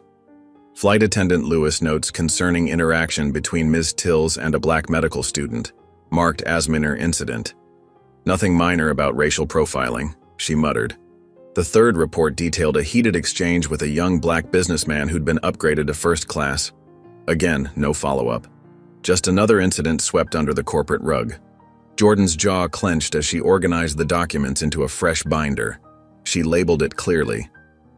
Flight 471, Wallace Case. Her fingers moved swiftly across her laptop keyboard, composing an email to the court clerk. The message was brief but decisive. Please be advised of forthcoming civil action in the matter of Wallace versus Skyrise Airlines and Tills. She hit send, then sat back against the headboard, surrounded by the evidence of a pattern that could no longer be ignored. The fight wasn't just beginning, it was about to shift into high gear. This wasn't just another case, this was about changing a system. Looking at her grandmother's peaceful face in a family photo on the nightstand, Jordan whispered, "This one's for you, Gran. And for those little girls who shouldn't have to learn these lessons so young." The morning sun streamed through the tall courthouse windows, casting long shadows across the polished floor of courtroom 7A. The wooden benches creaked under the weight of reporters, their notebooks poised and ready. Camera phones remained hidden despite the strict no recording policy, their owners hoping to catch any dramatic moment. Brenda Tills sat primly in her cream-colored blazer, her graying hair swept into a neat bun. Her hands were folded in her lap, and she wore an expression of practiced innocence. Her attorney, James Morton, arranged papers on the table with calculated precision, his expensive suit matching his client's air of wounded dignity. Across the aisle, Jordan McBride radiated quiet confidence. Her dark fingers moved methodically through her materials, each document and exhibit tagged with precise colored markers. Behind her, Derek Wallace sat straight-backed in his chair, his usual warmth replaced by stone-cold focus. The absence of his daughters felt like a physical weight in his chest, but he knew Rosa was right to keep them home, safe from this circus. Morton rose first, his voice smooth as butter. "Your Honor, this case is about a dedicated employee of 27 years terminated without due process because she dared to question suspicious behavior." He gestured dramatically toward Brenda, who dabbed at her eyes with a tissue. Ms. Tills was doing her job, protecting passengers and following protocol. Instead, she became a victim of corporate revenge and reverse discrimination. The judge, a woman in her 60s with steel gray hair, watched impassively over her reading glasses. Morton continued pacing before the bench. "My client has suffered severe emotional distress, public humiliation, and the destruction of her career, all because she questioned two unaccompanied minors in first class, something any responsible flight attendant would do." When Jordan stood, the energy in the room shifted. She moved with measured grace to the center of the courtroom, her voice clear and steady. "Your Honor, this case isn't about protocol or passenger safety. It's about pattern and practice." She lifted a manila folder. "I have here 3 separate incident reports filed against Ms. Tills in the past 18 months. Each one involves young black passengers. Each one describes aggressive, discriminatory behavior, and each one was buried in HR files without investigation." Brenda's confident smile flickered slightly. "I call Aisha Porter to the stand," Jordan announced. A young black woman in her late 20s approached the witness stand. After being sworn in, she sat straight-backed, hands clasped in her lap. "Ms. Porter, you worked alongside the defendant as a flight attendant for 3 years, correct?" "Yes, ma'am." "Can you describe Ms. Tills's typical behavior toward passengers of color?" Morton jumped up. "Objection, calls for speculation." "I'll rephrase," Jordan said smoothly. "Ms. Porter, did you personally witness Ms. Tills treat passengers differently based on their race?" Aisha's voice was firm. "Yes, regularly. She'd make comments under her breath about certain types of passengers. She'd check their tickets multiple times, especially in first class. Once, she made a teenage boy move seats because she said he was making other passengers uncomfortable. He was just reading a book." The courtroom had grown so quiet you could hear the ceiling fans whirring overhead. Derek's hands gripped his knees, his knuckles white. "And did you report these incidents?" "Yes, 3 times. Nothing ever happened." Jordan nodded, then walked to her table. "Your Honor, I'd like to present Exhibit C." She pressed play on a small recorder. Brenda's voice filled the courtroom, sharp and clear. "I don't like dealing with those kids. They're always up to something." Gasps rippled through the gallery. A reporter's pen clattered to the floor. Brenda's face drained of color, and her attorney's shoulders slumped visibly. The judge's expression hardened, her lips pressing into a thin line. She glanced at Brenda, then back at the evidence before her. "Your Honor," Jordan continued, her voice steady and controlled, "this recording was made 3 months before the incident with the Wallace children. It demonstrates a clear pattern of prejudice, one that finally came to light when Ms. Tills made the mistake of targeting the CEO's daughters." Morton stood again, his confidence shattered. "Objection, the authenticity of this recording has been verified by 3 independent audio experts," Jordan cut in. "Their reports are included in the evidence package." The morning sun had climbed higher now, its rays highlighting the sheen of sweat on Brenda's forehead. Her tissue was crumpled into a tight ball in her fist. The judge removed her reading glasses. "We'll take a 15-minute recess." Her gavel cracked against the sound block. As the courtroom began to empty, Derek caught up with Jordan in the marble hallway. He gripped her hand, emotion thick in his voice. "However this ends, thank you." Jordan nodded, her eyes bright with determination. "Oh, we're not done yet." The judge's gavel struck with a sharp crack that echoed through courtroom 7A. Judge Harrison adjusted his reading glasses and looked directly at Brenda Tills, his expression stern and unwavering. Having reviewed all evidence presented, including the documented pattern of discriminatory behavior and the plaintiff's own recorded statements, this court finds no merit in the wrongful termination claim. The case is hereby dismissed. He paused, removing his glasses. No further action is warranted. The courtroom erupted in hushed whispers. Derek Wallace closed his eyes and released a long breath, his shoulders finally dropping from their tense position. Jordan McBride simply nodded, gathering her materials with practiced efficiency. Brenda Tills's face flushed red. She grabbed her purse and stormed out of the courtroom, her heels clicking angrily against the marble floor. Her attorney scrambled to collect his papers, avoiding eye contact with everyone as he hurried after her. By noon, news alerts buzzed across phones nationwide. CNN's headline scrolled, "CEO vindicated in viral airline case." The Washington Post pushed out, "Flight attendants' racist comments exposed in court." Social media exploded with reposts of the original video, now accompanied by triumphant captions and calls for industry-wide change. Outside the courthouse, reporters swarmed with microphones extended. "Ms. McBride, any comment on today's ruling?" Jordan smiled politely but shook her head. "The evidence spoke for itself. Now, if you'll excuse me, I have somewhere important to be." That afternoon, Jordan walked into her grandmother's modest Charleston home, carrying a small bouquet of yellow roses. Helen McBride sat in her favorite armchair, wrapped in a soft blanket despite the warm day. Her recovery was slow but steady. "We won, Grandma," Jordan said softly, bending down to kiss Helen's forehead. Helen's eyes sparkled with unshed tears as she squeezed her granddaughter's hand. "You did more than win, baby," Helen whispered. "You showed them what justice looks like." Meanwhile, at Skyrise Airlines headquarters, Derek Wallace walked through the familiar glass doors one last time. The security guard nodded respectfully. Employees watched him pass, some offering small smiles or quiet congratulations. The boardroom looked exactly as he remembered it, all polished wood and leather chairs. Several board members stood as he entered. Linda Cho offered a gentle smile. Even Greg Taylor, who had opposed him so vocally, managed a respectful nod. A few scattered claps broke out, but Derek raised his hand to quiet them. He reached into his suit jacket and pulled out a crisp, white envelope. "I want to thank you all," he began, his voice steady and clear. "But I'm not here to celebrate. I'm here to resign." Murmurs of surprise filled the room. Linda Cho started to speak, but Derek continued.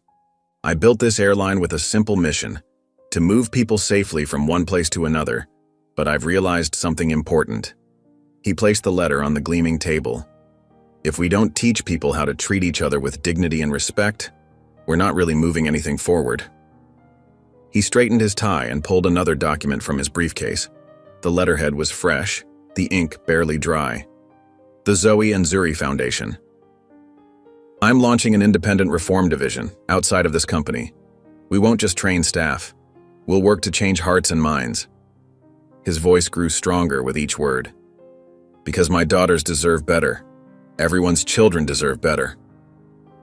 The room fell silent. Derek laid both documents on the table and turned toward the door. He unpinned his executive badge and placed it beside the papers. Greg Taylor cleared his throat.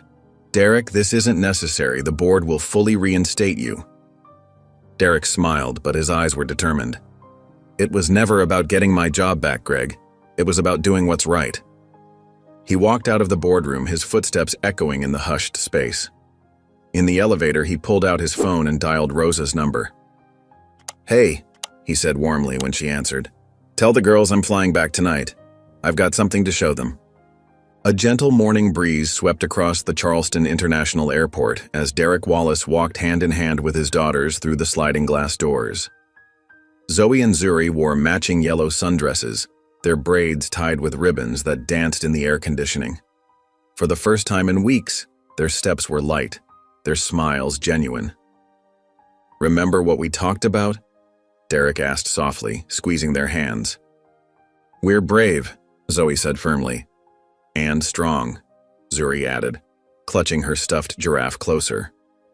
The morning sun streamed through the terminal's high windows, casting warm patches of light across the polished floor.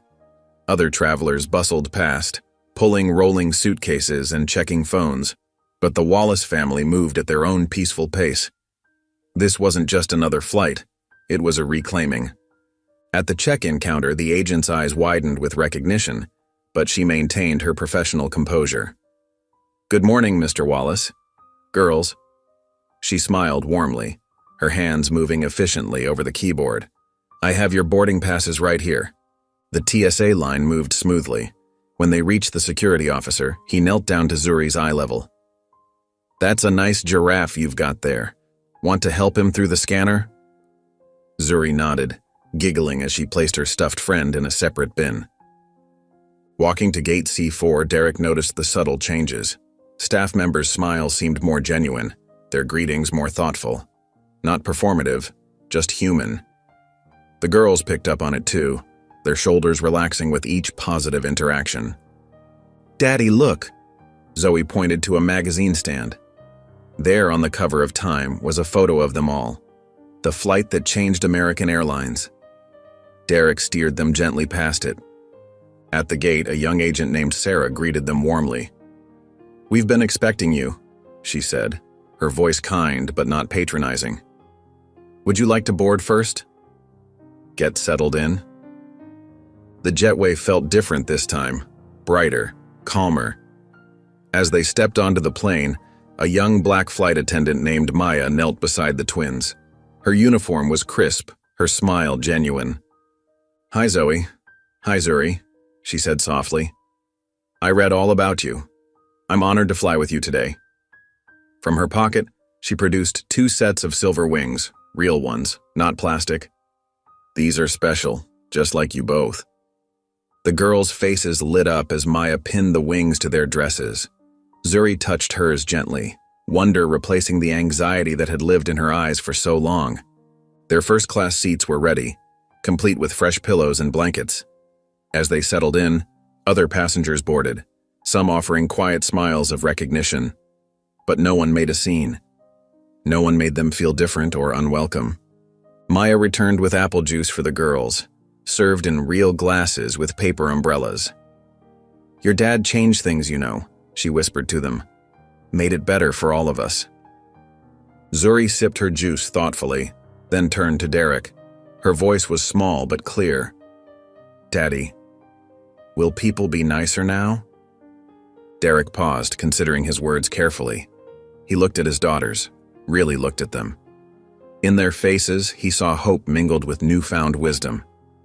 They were still so young, but they'd learned hard truths about the world. Yet here they were, still able to smile, still able to trust. "Not all of them," he answered honestly. "But some will, and that's a start." Zoe nodded, understanding beyond her years. "Like planting seeds," she said. "Exactly like that, baby." The captain's voice came over the intercom, warm and professional. "Ladies and gentlemen, welcome aboard Flight 223 to Atlanta. We're honored to have you with us today." Outside the terminal window, Helen McBride stood watching, one hand resting on her cane. She'd insisted on coming to see them off, despite still recovering from her stroke. The morning sun caught the silver in her hair as she watched the plane begin to taxi. The aircraft turned slowly onto the runway, its wings catching the light. Helen's smile deepened with pride and peace as the plane gathered speed, lifted smoothly into the air, and climbed into the bright blue Charleston sky. In their seats, the Wallace family held hands as the ground fell away below them. Zuri's giraffe sat snug in her lap, wearing its own set of wings, a special touch from Maya. Zoe had already pulled out her tablet, ready to watch movies, and Derek, looking at his daughters' peaceful faces, felt something settle in his chest. They weren't just flying, they were rising above it all together. Through the window, Charleston became a patchwork of greens and blues, then disappeared into cotton-white clouds. The seatbelt sign dinged off. Maya walked past with a wink, and Zuri waved back without hesitation. The The sky stretched endless and blue around them. Just like possibilities. Just like hope. If you enjoyed the story of Derek, I handpicked this next story that you will enjoy. Please don't miss this one. Click here to watch. If you enjoyed the story of Derek, I handpicked this next story that you will enjoy. Please don't miss this one. Click here to watch it.